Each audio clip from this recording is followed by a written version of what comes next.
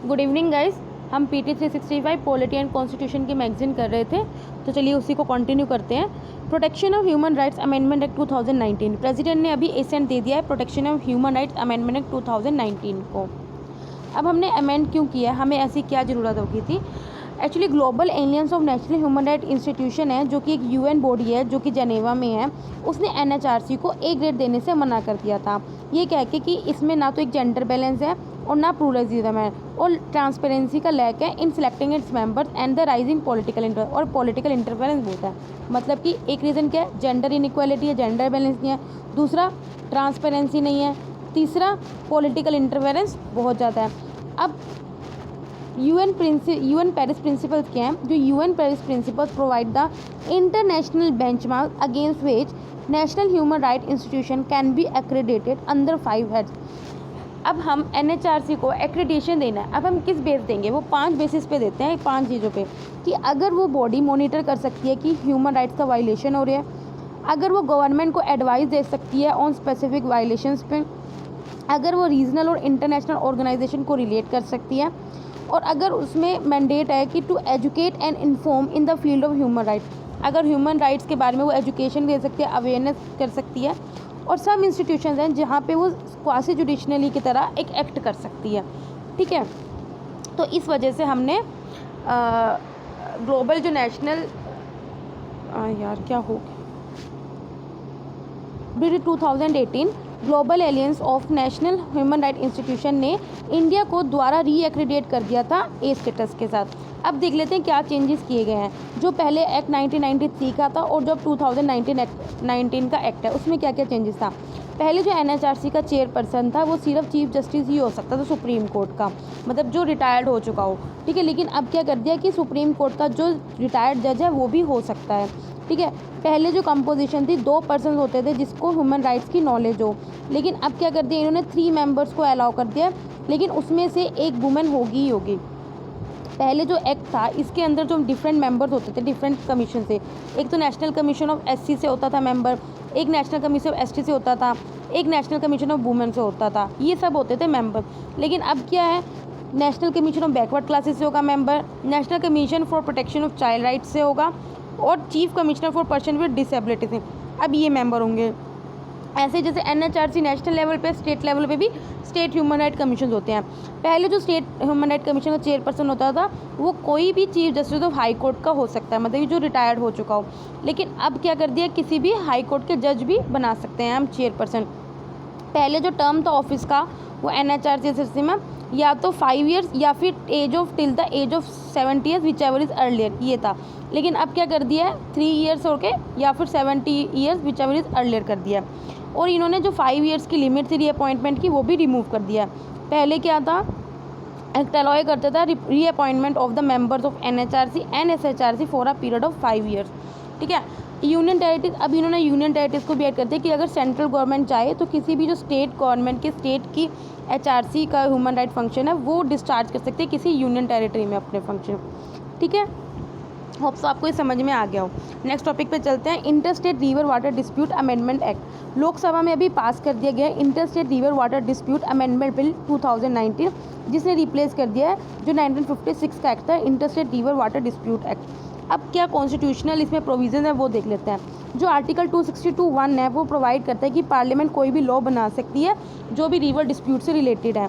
ठीक है, फिर आर्टिकल 262 का क्लोज 2 ये एम्पावर करता है पार्लियामेंट को कि ना कोई सुप्रीम कोर्ट या कोई भी अदर कोर्ट रिवर डिस्प्यूट्स के मैटर को जुरिस्डिक्शन नहीं करेगी।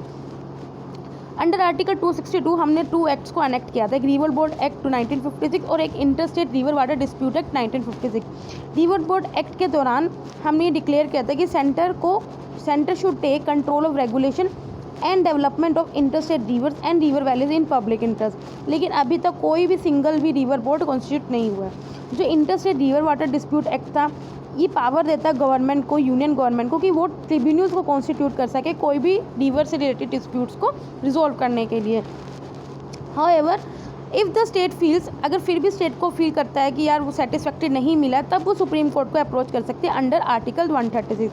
Article 136 gives discretion to allow leave to appeal against order, डिस्क्री, judgment pass by any court और ट्रिब्यूनल इन इंडिया। क्योंकि आर्टिकल 136 में क्या है, अपीलेट जुरिस्डिक्शन है, अगर कोई भी बंदा अपील कर सकता है सुप्रीम कोर्ट में। अब की प्रोविज़न क्या है, जो अब हमने अमेंडमेंट की है 2019 में, इसमें की प्रोविज़न क्या है, सबसे पहले एक डिस्प्यूट रिजोल्यूशन कमेटी बनाई जाएगी, जिसको कोई भी डिस्प्यूट है उसको 1 ईयर में रिजोल्व करना ही करना है, और मैक्सिमम वो 6 महीने तक एक्सटेंड कर सकते हैं।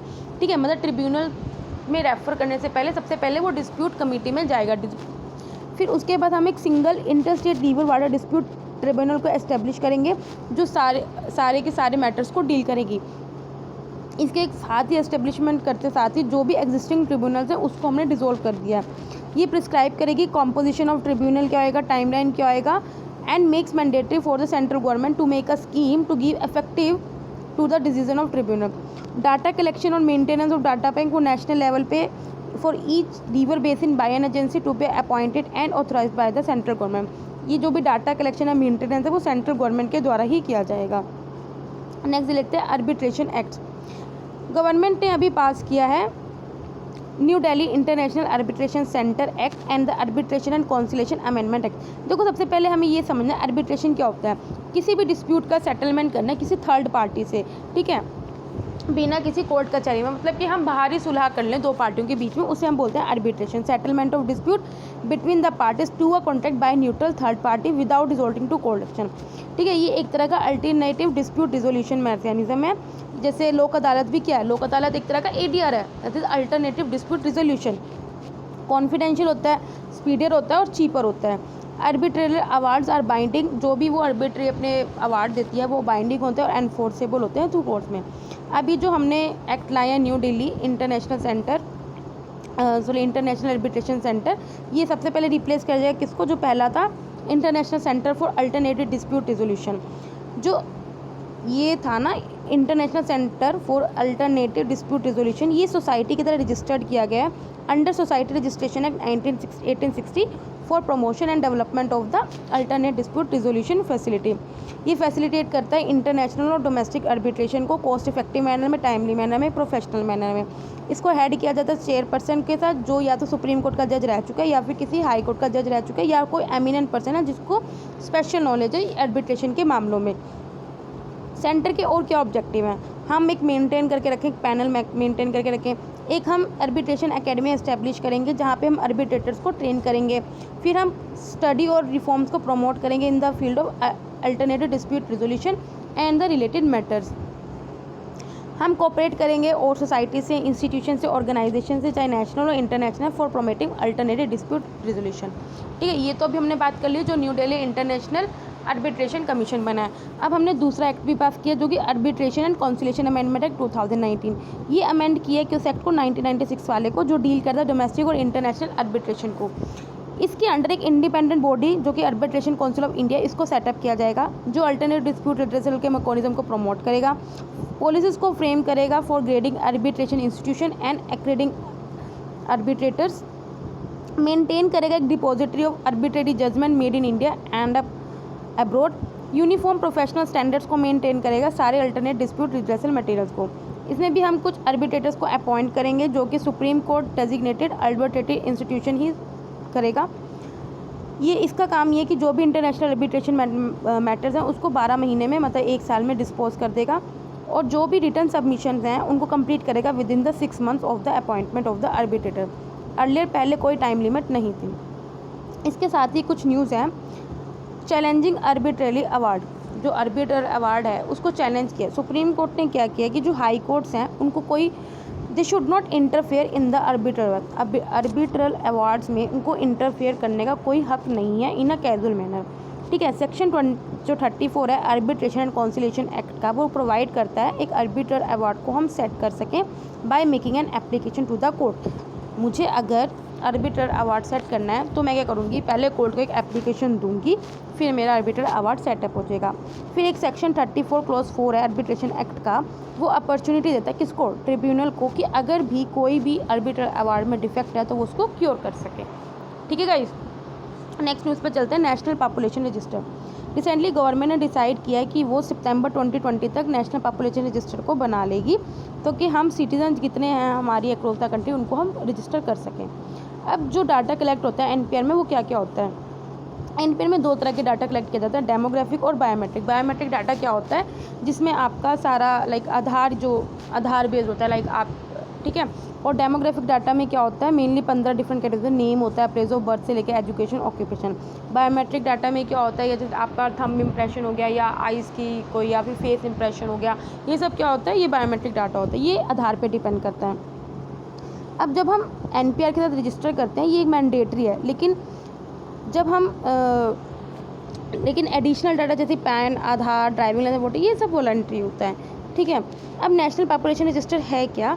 पहली बात ये कब आया था? कारगिल वॉर के बाद हमने रिकमेंड किया था कि एक कंपल्सरी रजिस्ट्रेशन होना चाहिए of all the residents in a country to facilitate the preparation of national register of citizens and the curve, ताकि हम इलीगल माइग्रेशन को कर्व कर सकें और हम प्रिपेयर कर सकें नेशनल रजिस्टर ऑफ सिटीजन, पूरा एक रजिस्टर मेंटेन कर सकें। 2010 में जो रजिस्ट्रार जनरल ऑफ इंडिया थे उन्होंने कलेक्ट किया डाटा का for a national population registry during the census 2011 ammunition. फिर इस डाटा को दोबारा अपडेट किया गया 2015 में। अब एनपीआर है क्या? ये list of usual resident in the country, ये मिनिस्ट्री ऑफ होम अफेयर्स के अकॉर्डिंग क्या है कि ये यूजुअल रेजिडेंट ऑफ कंट्री है, मतलब कि एक लोकल एरिया है। अब मैं जो एनपीआर है ना उसमें मैं फॉरेनर्स को भी गिनूंगी अगर वो इंडिया में रह रहे हैं। हम एनपीआर में कुछ किन लोगों को गिनते हैं? जो 6 महीने पहले से रह रहे हैं और अगले 6 महीने तक रहने वाले हैं, वो सारे लोग एनपीआर में कवर होंगे, ठीक है। Who has been residing in a local area for at least the last 6 months or intend to stay in a particular location for the next 6 months। NPR को प्रिपेयर करा जाता है under the provision of citizenship act 1955 and the citizenship registration of citizens and issue of national identical rules 2003। जो section citizen act 1955 था उसको हमने 2004 में amend किया था और उसके अंडर एक सेक्शन 14A को इंसर्ट किया था। सेंट्रल गवर्नमेंट में compulsory register every citizen of the India. Central government India के हर सिटीजन को कंपल्सरी रजिस्टर कर सकती है और उसे एक ID card, national identity card भी इशू कर सकती है। फिर सेंट्रल गवर्नमेंट ने बोला कि वो national register of Indian citizen को भी मेंटेन कर सकती है या फिर नेशनल रजिस्टर ऑफ सिटीजन को भी मेंटेन कर सकती है to establish a national registration authority out of the universal data set of the residents. The subset of citizens would be derived after due verification of citizen status. Therefore, it is compulsory for all the user citizens resident to the country under the NPR. NPR को हम conduct करते हैं local level पे, सब district, district, state और national level पे। अभी जो ये कंडक्ट हुआ है वो census 2021 by the office of registrar general under the home minister. एक सिर्फ असम में हम NPR नहीं करते क्योंकि वहाँ पे क्या है, अभी एनआरसी कंप्लीट हुआ है, मतलब जो हमने बोला कि अभी हम एनपीआर सितंबर 2020 तक करेंगे, लेकिन वो हम आसाम में नहीं करेंगे क्योंकि वहाँ ऑलरेडी अभी एनआरसी रिसेंट में हुआ है, ठीक है।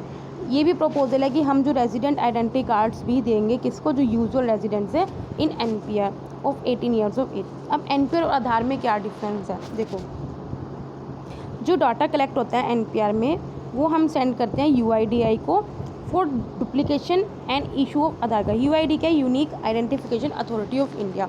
जैसे जो हमारे आधार कार्ड कौन बनाते हैं? यही बनाते हैं, ठीक है। जो यूआईडी है ना, ये स्टैट्यूटरी बॉडी है किसके under? Ministry of electronics and information technology, आपको पता होना चाहिए।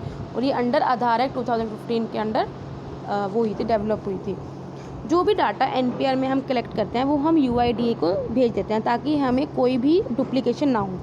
अब एनपीआर में रजिस्टर होना इंडियन रेजिडेंट्स के लिए कंपलसरी है। अभी हम क्या करेंगे, एनपीआर और एक तरह से आधार मान लो, उन दोनों के बीच में डिफरेंस देखेंगे।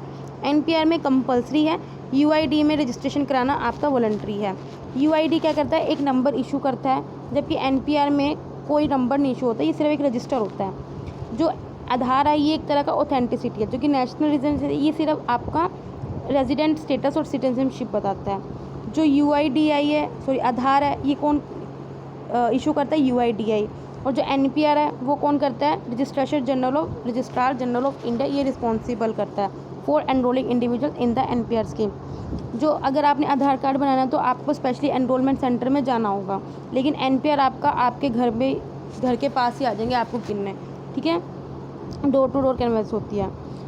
आपको आधार बनाने के लिए कुछ प्रायर डॉक्यूमेंटेशन चाहिए होंगी, आइडेंटिफिकेशन चाहिए होगी, लेकिन एनपीआर आपका सिर्फ एक सेंसस इन्फॉर्मेशन पे होता है।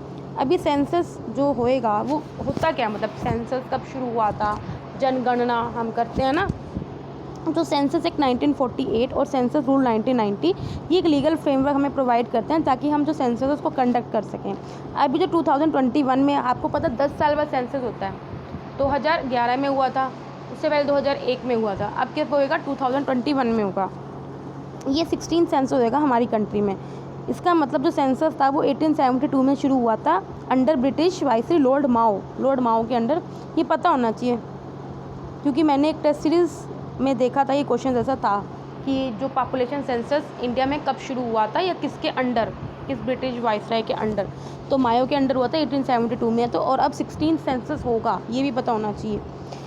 तो सेंसस 2021 में क्या इनिशिएटिव होगा, अलग क्या होगा, मोबाइल ऐप का यूज़ किया जाएगा पहली बार, ऑनलाइन सेल्फ रिम्यूनरेशन का फैसिलिटी होगी, census monitoring and management portal होगा, ठीक है। अब सेंसस एनपीआर से कैसे डिफरेंट है, census doesn't ask for individual identity, census आपकी डिटेल्स नहीं पूछेगा, लेकिन ये सिर्फ एक मैक्रो है, मतलब उन्होंने तो बस लोग गिने यार कितने हैं, 1 2 3 4 बस ऐसे। लेकिन जो एनपीआर होता है उसमें आपकी आइडेंटिटी को करने जाते हैं, उनकी आइडेंटिटी की डिटेल्स गिनी जाती है, ठीक है। सेंसस डाटा प्रोटेक्ट होता है by confidentiality clause, the government has committed that it will not reveal information receive from an individual for the head count, ठीक है गाइस। होप्स आपको समझ में आ गया हो।